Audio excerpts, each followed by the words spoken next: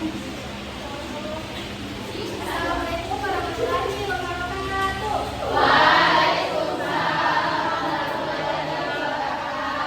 Selamat siang anak-anak. Bagaimana kabarnya hari ini? Alhamdulillah. Sebelum kita mulai pembelajaran pada hari ini, alangkah baiknya kita berdoa terlebih dahulu. Silakan untuk memulai kepada Nabila, silakan berdoa.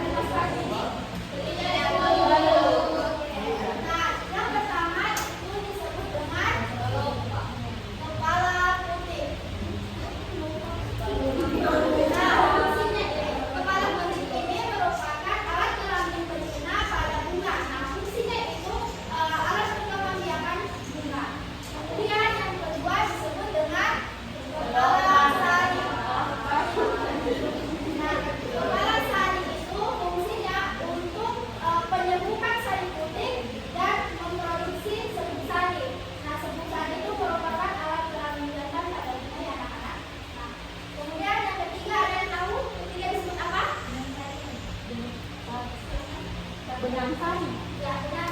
Benang sari anak-anak disebut dengan benang sari. Benang sari itu fungsinya untuk menghasilkan serbuk sari yang dibutuhkan selama reproduksi. Nah, kemudian yang keempat itu disebut dengan bakal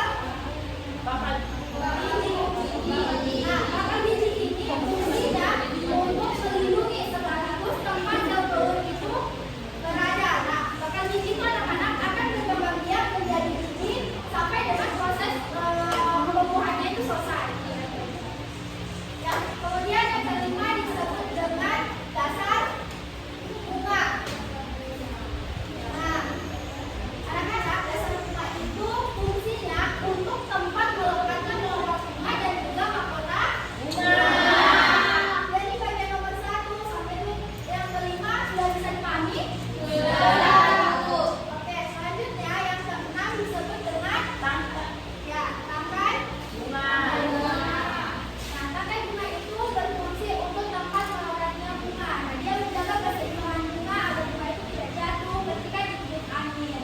Nah, kemudian yang ketujuh disebut dengan kelopak bunga. Nah, kelopak bunga ini fungsinya untuk melindungi bagian-bagian bunga lainnya sebelum pucuk bunganya itu mekar. Nah, yang kedelapan, ada yang tahu kedelapan ini apa? Mahkota bunga. Ya, disebut dengan mahkota bunga. Mahkota bunga inilah yang memiliki warna yang menarik. Ada merah, ada putih, ada kuning, dan lain sebagainya. Nah, fungsinya untuk menarik perhatian serangga yang akan membantu bunga itu berkembang. Iya. Ya. Kemudian yang ke-9 itu disebut dengan tangkai gunting. Nah, tangkai gunting itu fungsinya untuk menopang kepala gunting tadi. Sudah jelas anak-anak? Sudah. Oke. Sekarang ibu akan mengingatkan kalian untuk video pembelajaran terkait proses perkembangbiakan bunga melalui penumbuhan. Silakan disimak ya anak-anak.